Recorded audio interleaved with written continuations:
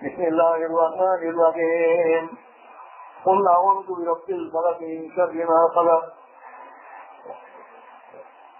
এই দুই সূরা, সূরা ফালাক আর সূরা নাস, এই দুই সূরা একলগে নাযিল হয়েছিল।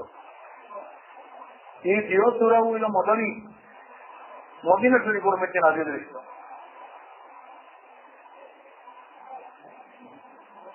সূরা ফালাকের মধ্যে, সূরা ফালাক মদনী 5টা আয়াত আছে। সূরা ফালাকের মধ্যে 33টা শব্দ আছে। সূরা ফালাকের মধ্যে 78টা অক্ষর আছে। সূরা ফালাকের মধ্যে এক সূরা হইল সূরা ফালাক, এক সূরা হইল সূরা নাস। সূরা নাস ও মদনী। সূরা নাসের মধ্যে 6টা আয়াত আছে, 20টা শব্দ আছে আর 80টা অক্ষর আছে। দুই সূরা একলগে নাযিল হয়েছিল।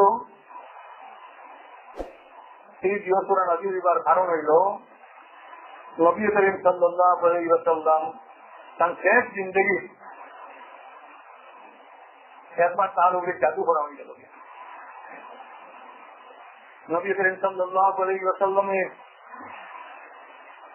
কোন আল পড়লে তার মধ্যে বিভ্রান্তি সৃষ্টি হয়ে গেল। আর বলতেন না সেগুলো কাজ বলতেন, পরিবর্তন, এই জাতীয় একটা অবস্থার সৃষ্টি হইল। 6 মাস এইরকম গেল। 6 মাস এইরকম যাওয়ার বাদে একদিন নবী করিম সাল্লাল্লাহু আলাইহি ওয়াসাল্লামে খাবে দেখলা তার মাথার দ্বারে একজন ফিরিস্তা বহা আর একজন পাও দ্বারা ফিরিস্তা বহা। মাথার দ্বারে প্রশ্ন করতাম সেই নবী মুহাম্মদ সাল্লাল্লাহু আলাইহি ওয়াসাল্লাম কিতা হইল। পাও দ্বারে লাইন কইছিলাম গাইব টাইম হয়ে যায়, এর উপরে জাদু করা হয়েছে। সেই এবার প্রশ্ন করলাম জাদু কে করলো। এই উত্তর দিলা নবী ইবনে আসাম ইহুদি। এই ইহুদিও সব সময় মুসলমানের শত্রু, নবীজির শত্রু। আইব ইসরায়েল মুসলমান তাহলে এই ইহুদি হল খাদ্য কারখানার সীমা নেই। এই ইহুদি হল চূড়ান্ত মুসলমান শত্রুতা করার কারণে নবী করিম সাল্লাল্লাহু আলাইহি ওয়াসাল্লাম ফরমাইছিলেন আফরিদুল ইয়াহুদ ওয়ান নাসারা মিন জাজিরাতিল আরব। ইহুদ আর নাসারারে আরব ভূখণ্ড থেকে তার করে দিল। বারে বারে ওয়াদা হয়, বারে বারে চুক্তি হয়, বারে বারে চুক্তি লঙ্ঘন করুন। এই অবস্থার কারণে নবী করিম সাল্লাল্লাহু আলাইহি ওয়াসাল্লাম ফরমাইছেন আফরিদুল ইয়াহুদ ওয়ান নাসারা মিন জাজিরাতিল আরব। ইহুদ আর নাসারারে আরব ভূখণ্ড থেকে বহিষ্কার করে দিল। হযরত ওমর ফারুক রাদিয়াল্লাহু তাআলা আনহুর সময় এই ইহুদ আর নাসারা যারা আছে জজিরা আরবের মধ্যে তারা আরব ভূখণ্ড থেকে বহিষ্কার করে দেওয়া হয়েছে। তারা সারা দুনিয়ার মধ্যে শিখাই রাখলাম।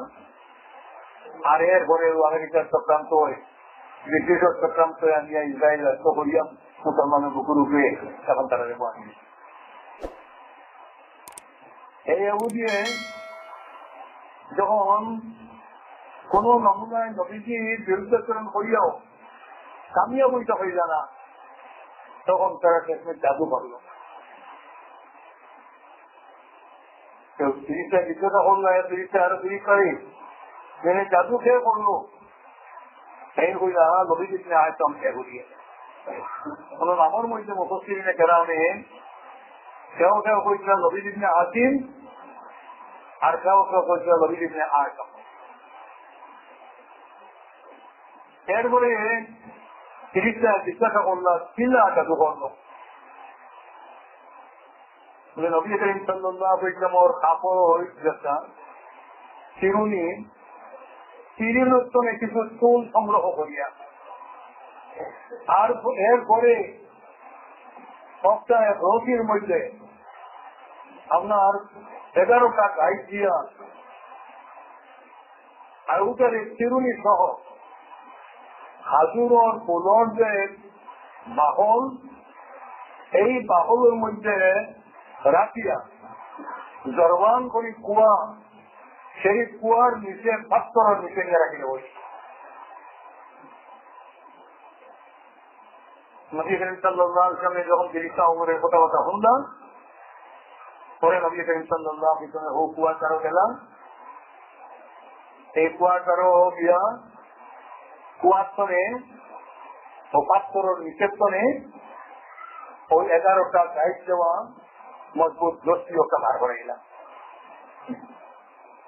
আর হযরতে জিবরাইলে এই দিও তোরা হয়ে আইলা। দিও তোরার মধ্যে 11টা আয়াত, এক এক আয়াত করিয়া নবীজি পড়া আরম্ভ করলো, আর এক গাইড খোলা আরম্ভ হইল। 11টা আয়াত তেলাওয়াত করার বাদে 11টা গাইড খুলে গেল গিয়া। এরপরে নবী করিম সাল্লাল্লাহু আলাইহি ওয়াসাল্লাম সুস্থ হয়ে গেলেন। আল্লাহ পাক করে বলেন বিসমিল্লাহির রহমানির রহিম, কুল আউযু বিরাব্বিল ফালাক।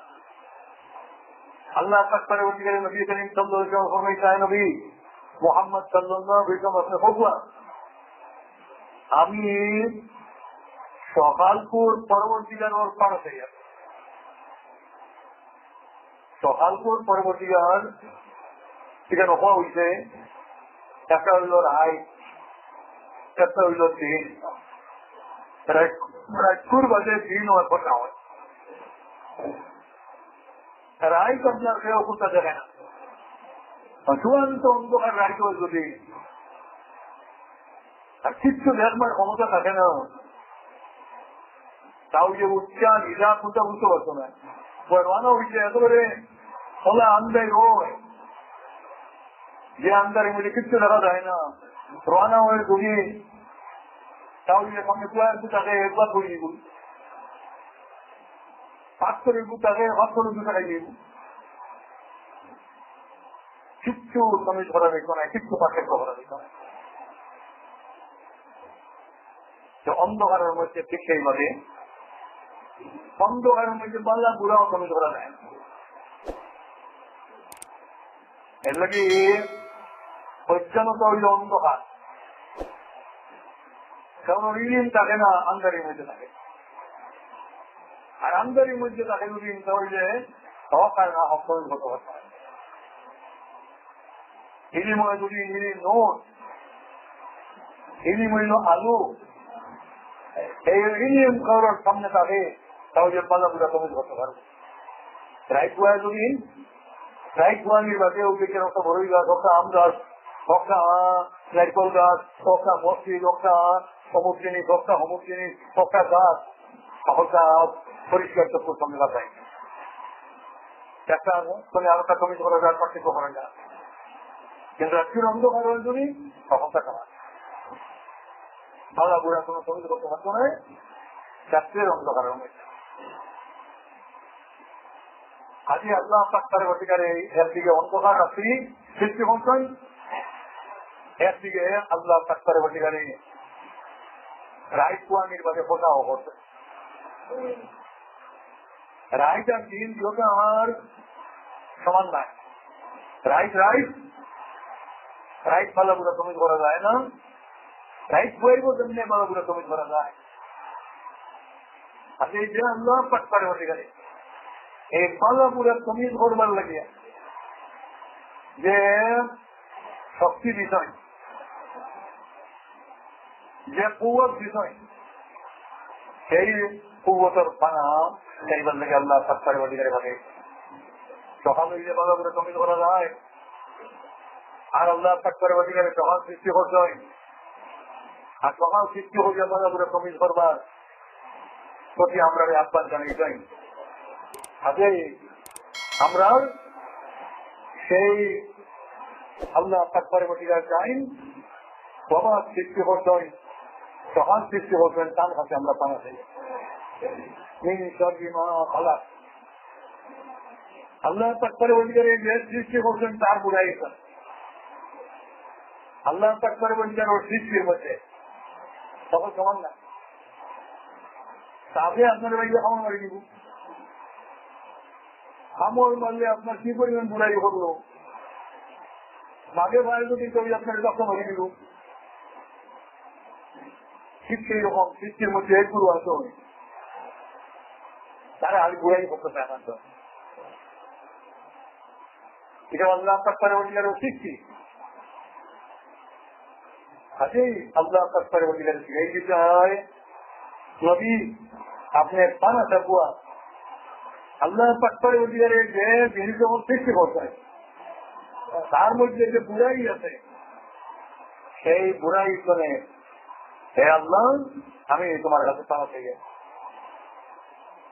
আমি ইনশাআল্লাহ থেকে ইজা ওয়াকাত